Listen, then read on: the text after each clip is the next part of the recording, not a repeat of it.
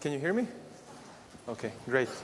So my name is Karlo Guštin. I'm from Ericsson Nikola Tesla, and also here in front of Croatian cluster of ICT companies. And I will be talking to you about NGI initiative, which was kicked off by European Commission.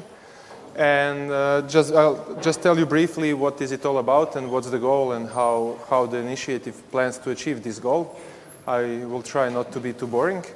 And then later on, my colleague Miran, and then again myself, will give you an overview of two projects that are really in line with what NGI is really talking about and about what is the goal of this initiative.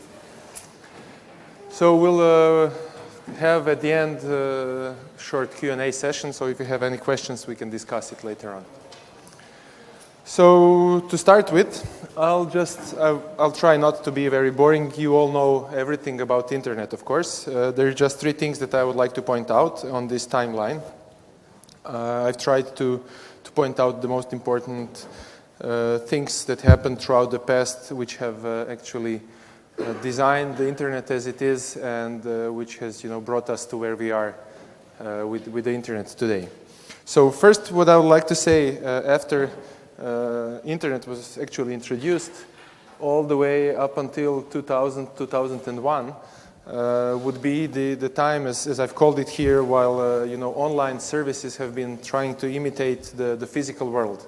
So in the past we used to have I don't know, shops in the physical world or any other kind of services. So once we had the internet, it was obvious that people tried to replicate this physical world and tried to provide the same services but in a digital way.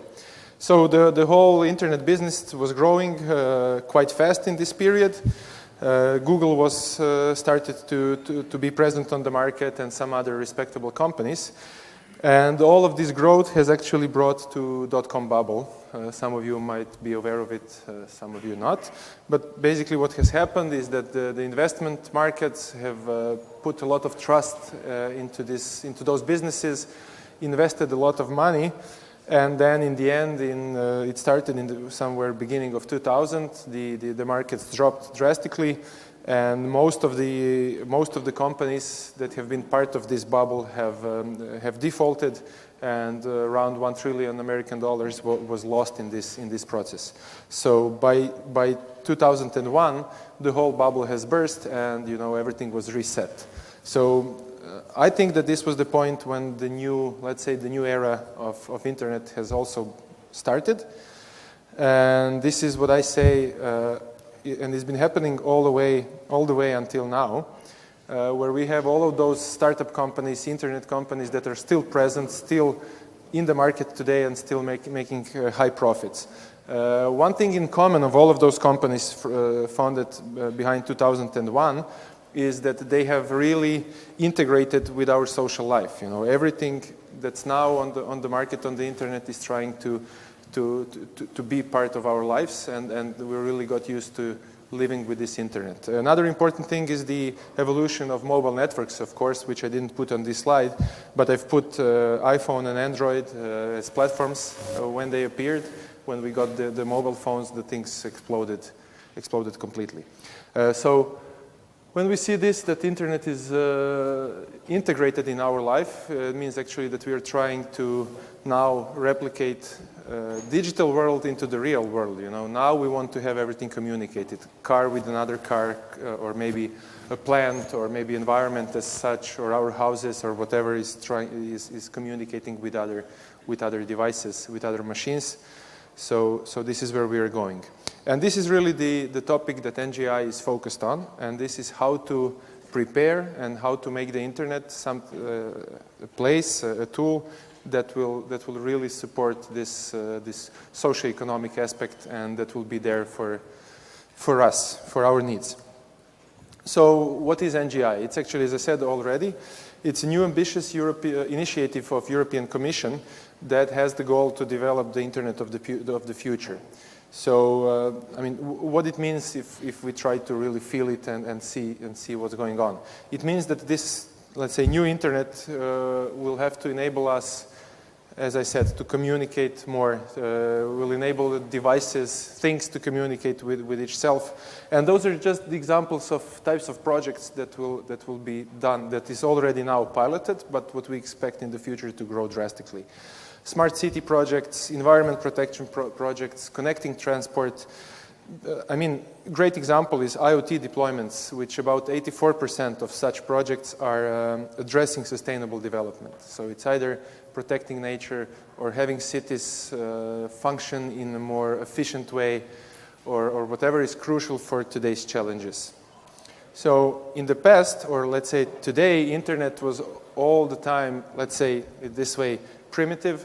It was fragmented, closed in certain silos in terms of different data, or in terms of our private data, which we have, you have your data in, I don't know, platforms such as Facebook, and then maybe in PayPal, in different ways. In the future, we believe that there should be one unique way, your own way to identify yourself on the internet in a secure way, and then you can share this data regardless of the service that you're using. What we expect to happen in the future is to have, as I said, internet that will be servicing the society. It will need to be inclusive, and it will have to be multifunctionary, meaning that we want to have internet that will connect industry, academic institutions, and then also public institutions. This is, we see, or NGI initiative sees, that this is the growth of the future. When we talk about this internet of the future today, it might seem that we already have it, because all of the projects, everything that's happening on the market is going in this direction.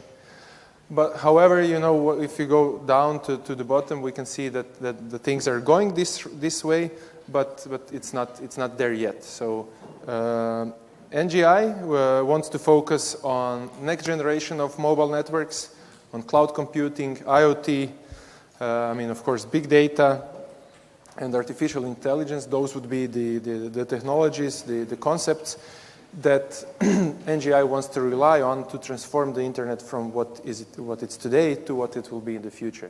When we say transforming internet, it's not something very ambiguous. It's actually quite straightforward, and it's happening, but we need to do this in a structured way.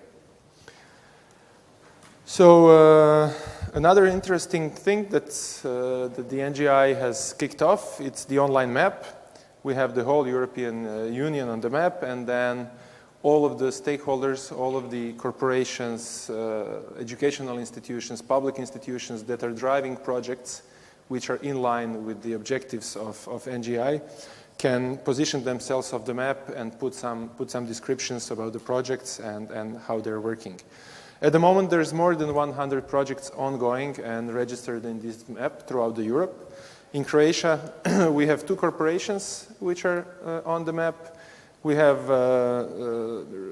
public organization or faculty, which is Faculty of Electrical Engineering, and also a research center. So for Croatia, it's starting slow, but I would like to invite everyone who is involved in any kind of project that is in line with NGI goals, just to go to the website and to put yourself on the map, because this is a great tool to start collaboration between different projects and interconnections. And this is something that we hope in the future will be driving the development of further initiatives. Just before we move to what Miran has to say about the Smart Habits projects, I would like to show you. Let me just start this of the map. Can you see this? Okay. So this is the map, and then if we scroll in. Sorry. But this is not connected. It's interesting. I don't think we have the connection to the internet, because anyway, I don't know what's going on. But if you go to this to the NGI website, if you go to the map, you will be able to see the list of the projects. I'm not sure why we're not getting those projects right now. Not sure. Anyway, Yeah, there's something wrong, I guess, with the website. But what I wanted to show you is actually this map, but more zoomed in, and then you can see all of the projects going on in Croatia. So, as I said, I don't want to bother you a lot about the NGI because it's very fluffy, and it's not something what you can feel. It's more of the initiative and where we are now, and identifying where we want to go and how we want to get there. So I will just focus on the two projects that will represent this. What the NGI is talking all about. So now I would like to hand over word to my colleague to tell you more about this Smart Habits project. So, Miran. Hello to everybody. Thank you, Karlo. Okay, so as you heard, I will talk about one specific project that we have been doing. I think it started during last year. It's called Smart Habits, and the first thing is which problem that we tackle. And basically, if you had an older family member that lives alone, maybe the typical question you might ask yourself is he all right? Basically, you heard in the first today keynote session, you heard about the fact that the future is old, and the fact that our population is aging. And basically more and more pressure is placed on the family members and other carers to provide this care. So we basically, in this project, we wanted to implement a system that will answer this question. And of course, we don't want to do this by using cameras, videos, and microphones. We want to do this is really, really unobtrusive with privacy-aware with privacy awareness. You know that today with cameras you can basically get an age of a person, emotion of a person even, but you cannot use cameras for monitoring of people, especially in their homes. So I'll explain how we have done this and what exactly we have done is. But first, let's recap what you already heard in the morning about the fact that world population is aging. In the morning you heard about this triple 50 rule. So by 2050, more than 50% of population will be over 50. So by 2050, actually, the number of those who are older than 65 is going to double. And not only that, but the percentage in the total population of those who are older than 65 is going to double. That's the problem. The ratio or in the global population is growing faster than any other younger groups. So we'll have a double the number, triple by 2100 actually. And you can see the rise of this percentage how it is predicted by 2050. It's actually become so big issue that UN consider this one of the most important social transformation of the 21st century. It's in side by side by things like climate changes. So it's a really big problem because it presents a lot of new challenges to the world. It's not just about adopting technology to be able to use by those who are older that has different requirements or different needs. It's only how this affects all aspects of society. It's not only labor, but also who will take care of how this affects healthcare systems, how this affects economical system, etc. So there are a lot of challenges. And some of these challenges can be addressed by using technology, of course. It's not a new concept. It has, in fact, been working on for several years now on this. And the idea is that, yes, of course, technology can not only help older people or older adults to improve the quality of life, stay healthier, but also to live longer independently. And it's all the technologies that are based on, from the AI to the IoT, robotics, to e-health and other services. And you might have heard about this concept of AAL, or here it calls active and assisted living. Actually, at first it was called ambient assisted living, but they later changed this as active and assisted living, trying to emphasize the fact that in order to live more quality life when you're older, you need to lead active life, and not just physically, but also mentally.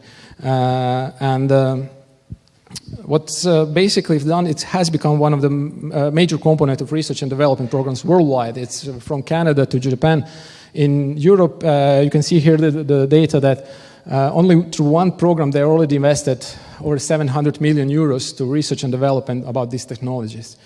And we have been involved in this in this area for more than 10 years, actually. We worked on a lot of projects. One of them was first project that was more than 10 years ago, started about middleware platform for empowering cognitive and disabled and older adults. Then we worked on this universal project which aimed to create this open platform and reference specification for AAL. So this is a kind of a platform to enable development of all other similar services for that purpose. And what the idea was that you just want to have a community of developers. You also want to have a community of service providers, healthcare professionals, and also all other like authorities you have to involve at a very early stage. And the idea was to implement a platform. And the next project that we have worked on, or the last project, similar project that we also done, was this e-wall project. The idea was to build this kind of a prefabricated wall that will hide all the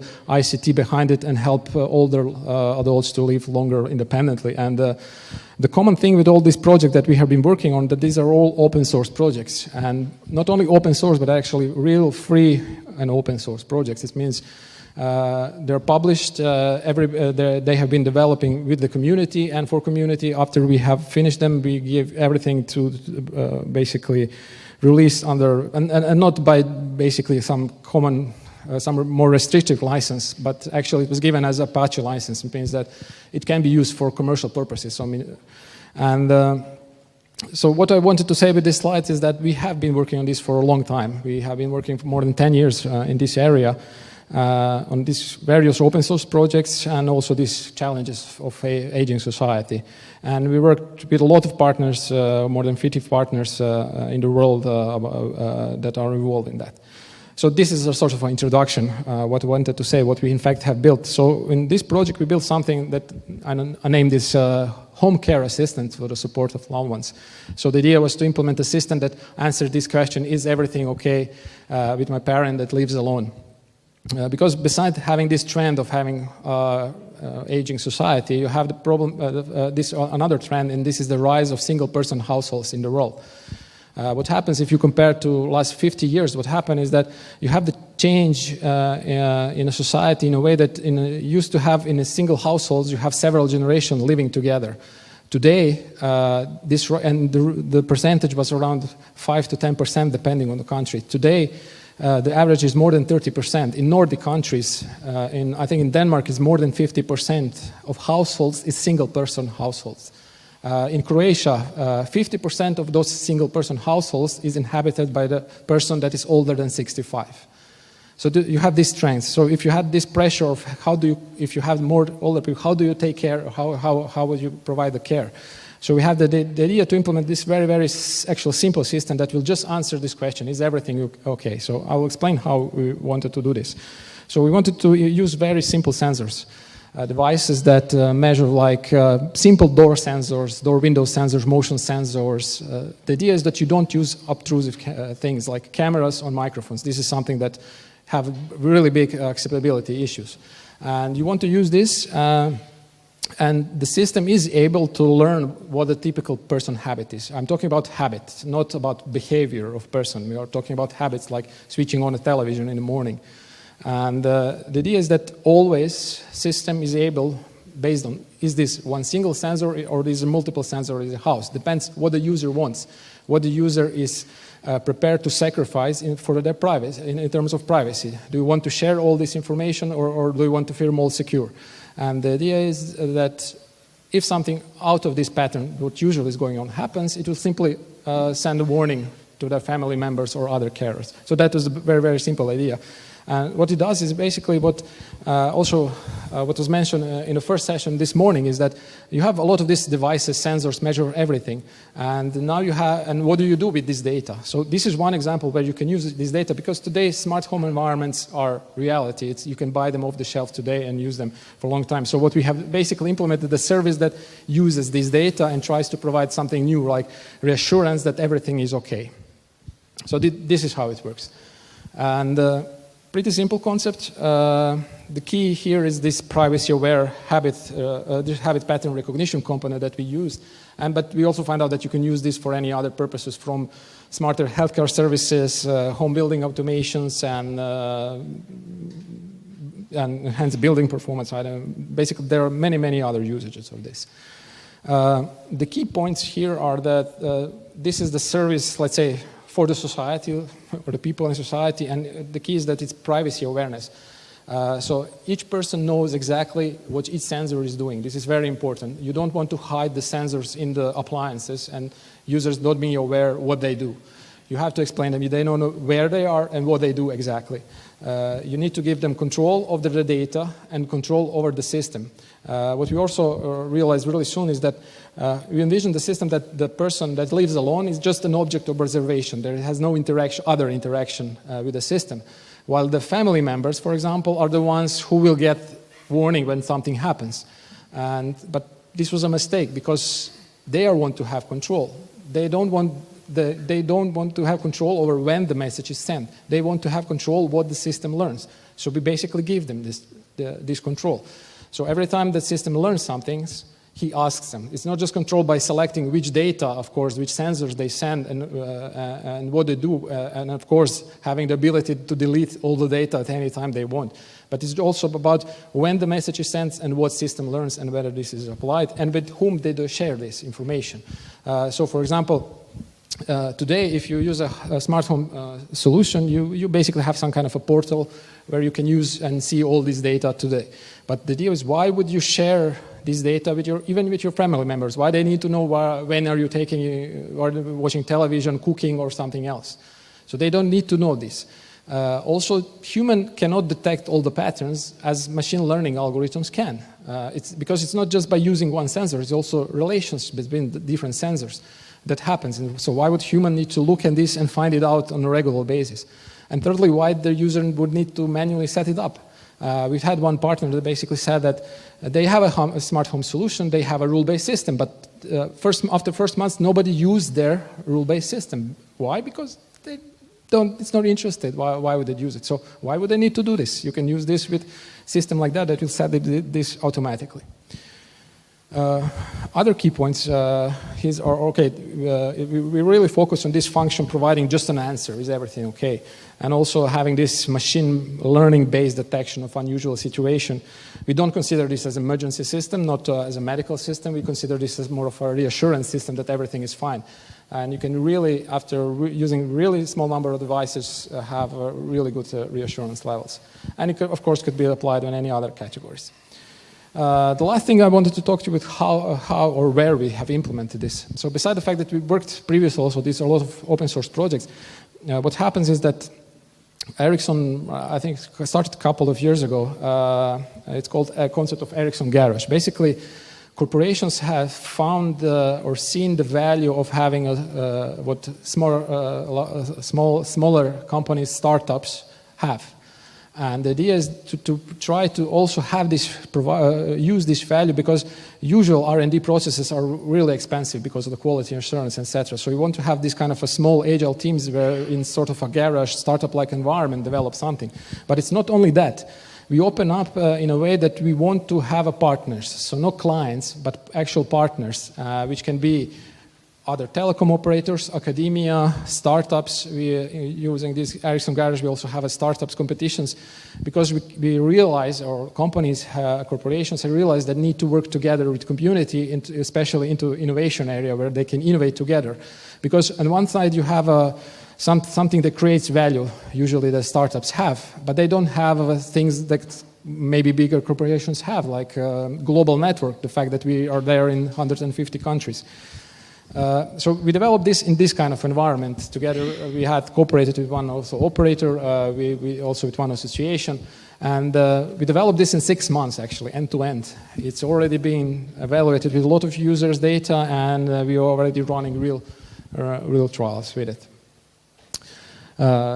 That's basically what I wanted to present about the Smart Health project. It's just an example of how we have developed something really fast together with users, and especially considering a lot of sensitive things like privacies and control over the data they have. Anyway, if you have questions, there will be Q&A after my session. Karlo. So now let me get back to to another project, also presenting, the causes which is in the focus of NGI. Similar as the project before, it's also a project related to social responsibility and activities that will affect the society of tomorrow. I'm sorry, but the next slide is in Croatian. I'll speak in English. So, WaterQ project is something that has just recently started by the end of the last year. The whole thing is driven by the consortium, which is the project was, the project idea and the overall management of the project is done by Ericsson Nikola Tesla. Then some of your colleagues here from Faculty of Electrical Engineering have designed a movable, let's say, portable water quality sensor, which can measure some physical parameters such as pH values, and then also the amount of other substances that are within the water, and then also how the clear water is and the temperature of the water. Those are the let's say the measurements that can be measured on the go. Of course, this is not everything. We also need the measurements coming from laboratory, because microbiological and chemical measurements are even more important to say that certain water is of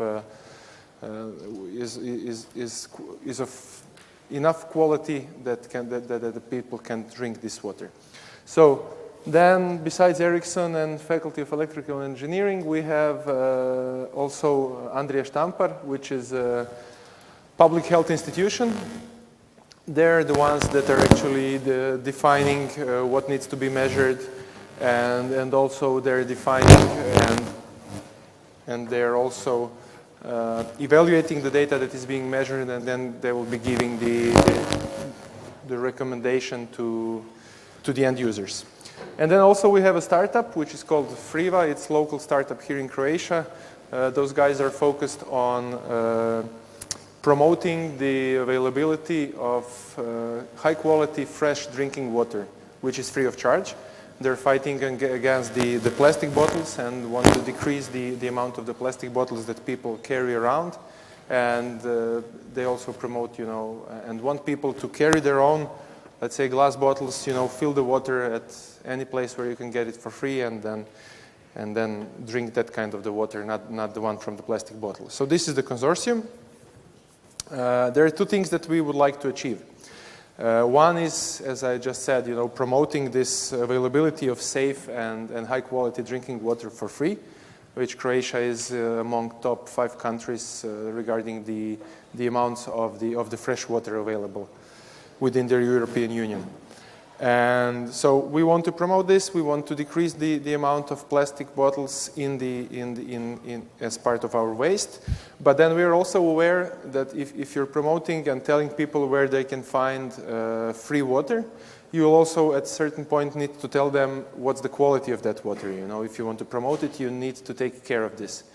And then if you look at the public healthcare institutions right now and their business processes, you can see that it's quite expensive. And if you want to increase the number of the measurements, the quality of the data, this will not be efficient enough, and definitely it would not be sustainable. Because just imagine, how many measurements you can get from a certain sensor that is in the field versus how many times would a certain specialist, highly trained people need to go out, take a sample of the water, bring it back to the lab, and make all of the results. So we are aware that it's those measurements, from the laboratory and from the sensors in the field are not the same in the mind of scientists, let's say this way. We need to put a flag on the measurement coming from the sensor, and this is let's say less of a quality data. However, when we combine this data from the laboratory, which will also have really valuable results, with the long trend of, let's say, 10,000 measurements that are happening a few times a day or maybe every hour or whatever, then we can we can correlate those values, and then we can make some conclusions in the future just by following the trend of the physical parameters. We can, maybe decrease the number of the times that a certain water scientists go out in the field and then take these samples. So the whole point is that if we want to increase the number, if we want to promote towards people to drink the free water, we need to give them the information, and this is what the project is all about. We want to develop a digital tool that will increase the efficiency and financial sustainability of the whole public health processes when we talk about water safety.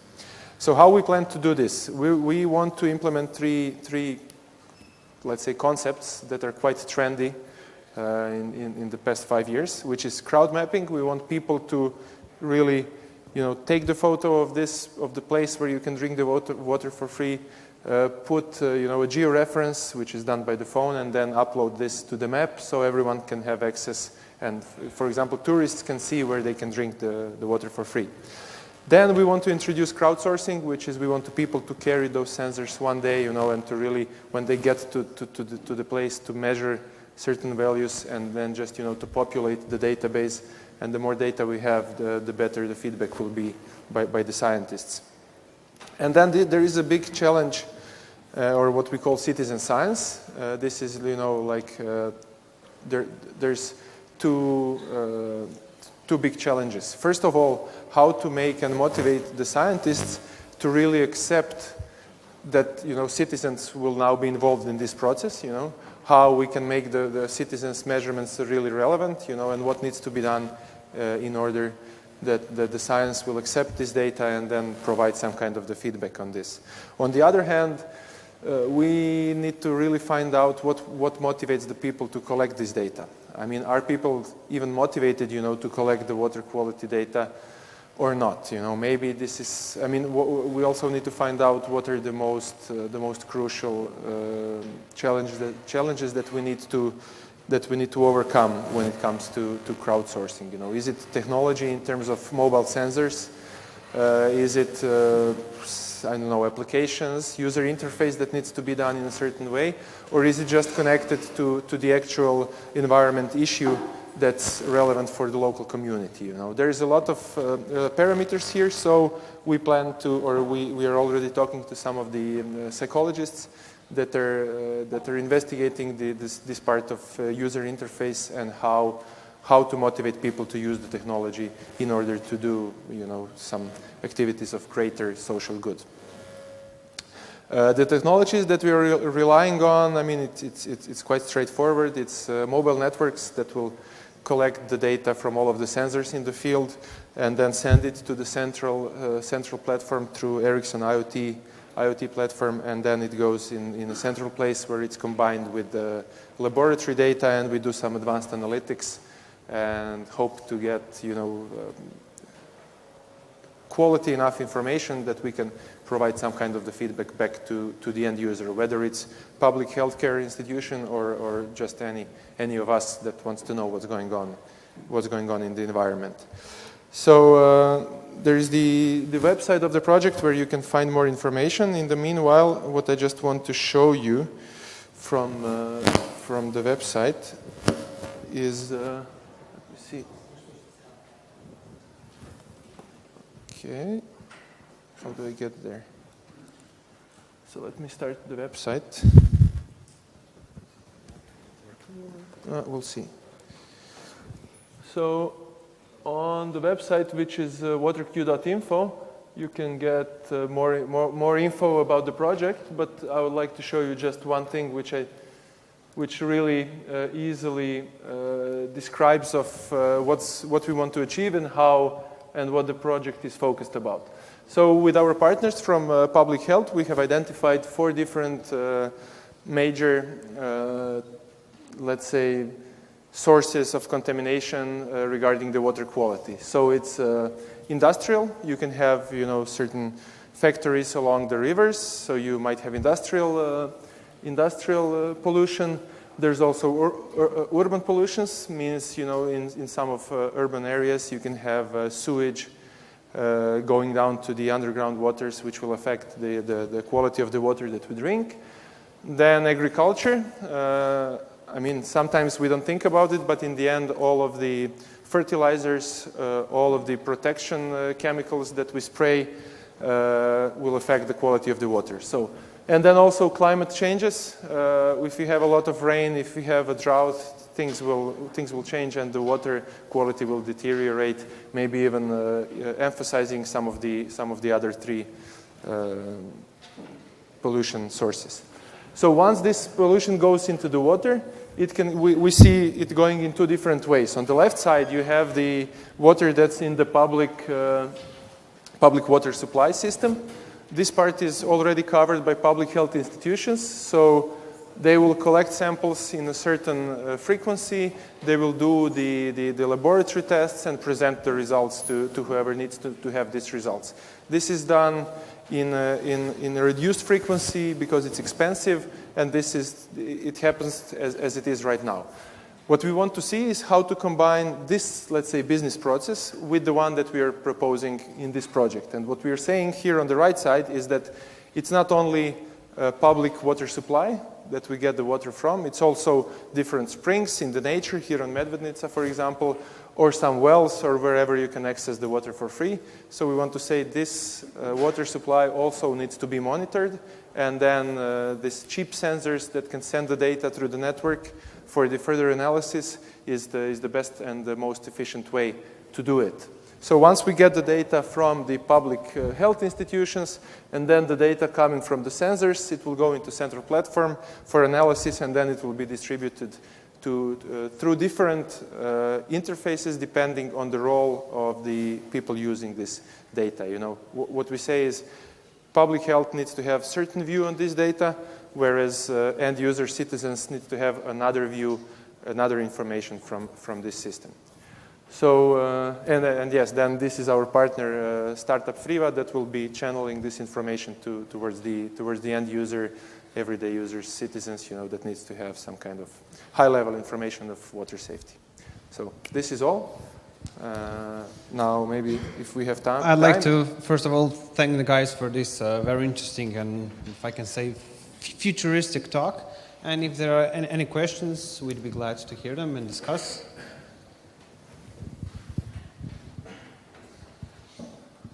Any at all?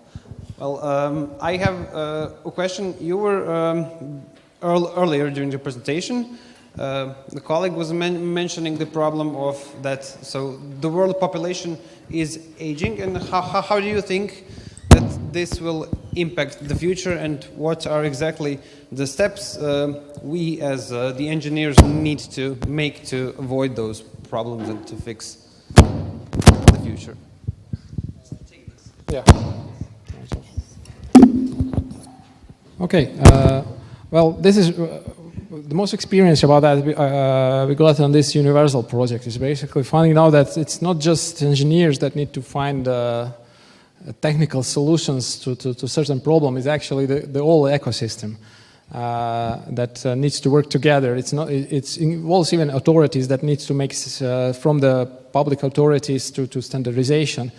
I think one very important aspect in this was this open source community that we established in Universal Project, where we basically, because we want to have all the community work together, and for that you just don't need to have solutions, but you have interoperability standards and common platforms that everybody can use.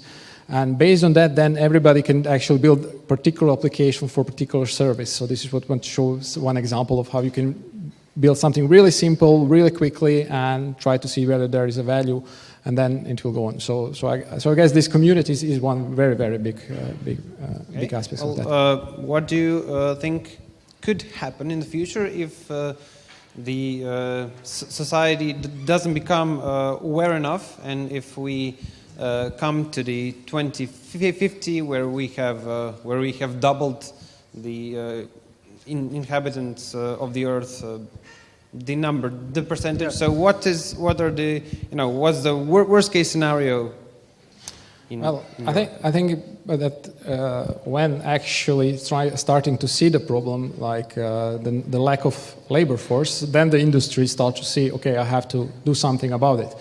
Now, there are many things from robotics, automation that is going on, but when the actual problem is that affects like pension systems, then you have a really big driver from the public and from the authorities and industry to make something happen, even investing when you see directly this loss of what could happen. But I think in EU, as far as I know, in the EU, in Canada, in Japan, they've seen this problem already. And this is, I think it's important that authorities also see the problem, the public see the problem, and it's already started providing some solutions to this. From the different robotic solutions to the different AI-based solutions that you've seen today. So it's not only the future, it's the present. Yes, already today, I think the only thing is that you don't see this, for example, everywhere. You can see this in America, you have a lot of solutions. In Japan, maybe not in Europe, some others. So I think it's still taking a lot of years to actually having this there. So. In Europe, we have 100 already. Yes, we also have this one. Yeah. Any more questions? Okay. I'd like to thank the guys for this very interesting speech.